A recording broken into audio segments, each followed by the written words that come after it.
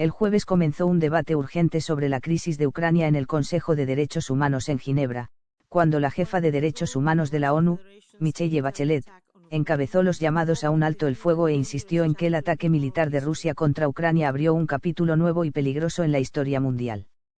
Convocados a pedido de Ucrania, los miembros del Consejo se reunieron en Ginebra para considerar un proyecto de resolución sobre la situación de los derechos humanos en Ucrania derivada de la agresión rusa, una semana después de que comenzara su autodenominada operación militar especial, que ha sido objeto de fuertes bombardeos de ciudades ucranianas. Hace una semana, el ataque militar de la Federación Rusa contra Ucrania abrió un capítulo nuevo y peligroso en la historia mundial, dijo la señora Bachelet. Las operaciones militares están aumentando aún más mientras hablamos, con ataques militares en y cerca de grandes ciudades, incluidas Chernihiv, Kharkiv, Kherson, Lysychansk, Sievierodonetsk, Sumy, Mariupol y Zitomir, y la capital, Kiev.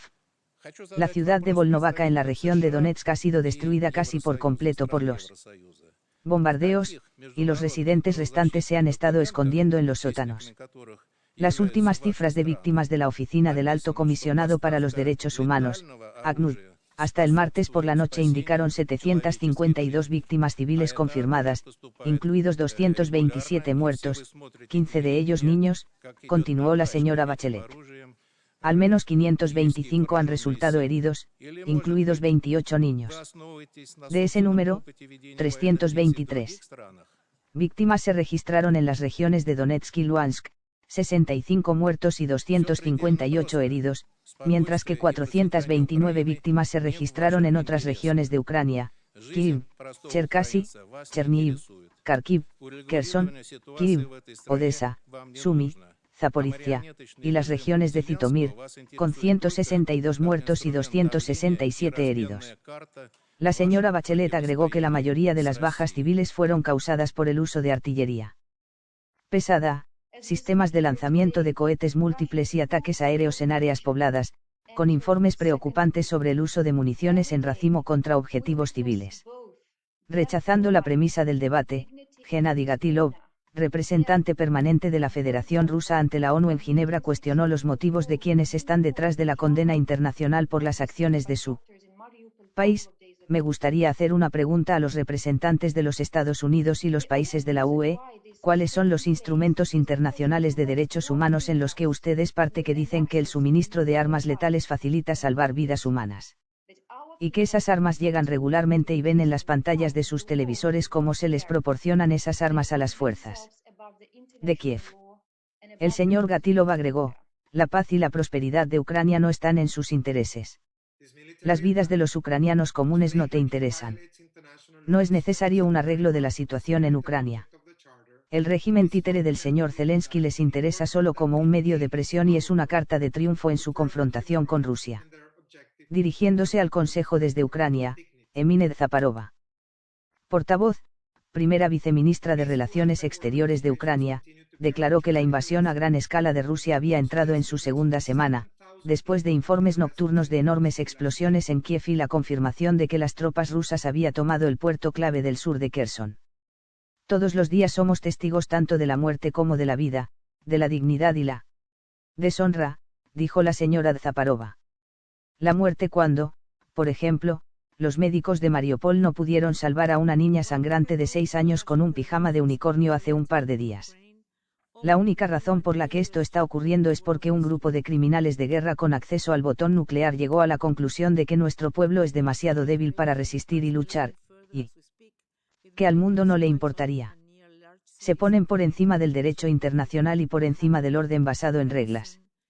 También dirigiéndose al Foro de Derechos, Víctor Madrigal Borloz, experto independiente en derechos designado por la ONU y vocero del Comité Coordinador de Procedimientos Especiales, dijo que el ataque militar que viola flagrantemente el derecho internacional y golpea el corazón mismo del espíritu y el objeto de la Carta, es fundamentalmente un ataque al orden que permite nuestro trabajo para promover los derechos humanos y su objetivo de promover el respeto de la dignidad humana. El señor Madrigal Borloz, quien también es el experto independiente designado por la ONU sobre violencia y discriminación basada en la orientación sexual y la identidad de género, destacó las denuncias de restricciones a la libertad de expresión dentro de Rusia. Los manifestantes pacíficos contra la guerra continúan siendo arrestados arbitrariamente, con informes que sugieren que unas 7.000 personas han sido arrestadas desde el jueves de la semana pasada, dijo. Lo ocurrido en Ginebra fue solo la última expresión de condena internacional por la intervención rusa. Esto siguió al apoyo abrumador de los Estados miembros de la ONU el miércoles a una resolución de la Asamblea General en Nueva York, que exigía que Rusia pusiera fin de inmediato a sus operaciones militares en Ucrania, en la culminación de una sesión especial no programada que fue provocada por la crisis. Un total de 141 países votaron a favor de la resolución, que reafirmó la soberanía, la independencia y la integridad territorial de Ucrania. Solo 4 países se unieron a Rusia para oponerse a la resolución: Bielorrusia, Eritrea, Corea del Norte y Siria, y 35 se abstuvieron.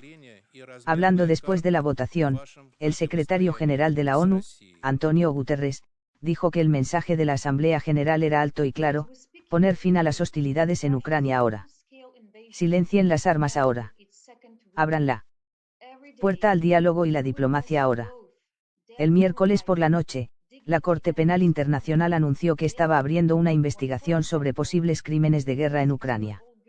El fiscal de la CPI, Karim Khan, tuiteó la decisión y agregó que su oficina buscaría evidencia de cualquier acusación pasada y presente de crímenes de guerra, crímenes de lesa humanidad y genocidio, cometidos dentro de Ucrania. Aunque Ucrania ha aceptado la jurisdicción de la CPI desde 2013, Rusia no es miembro de la Corte. La CPI procesa a individuos, a diferencia de la Corte Internacional de Justicia, que resuelve disputas entre países.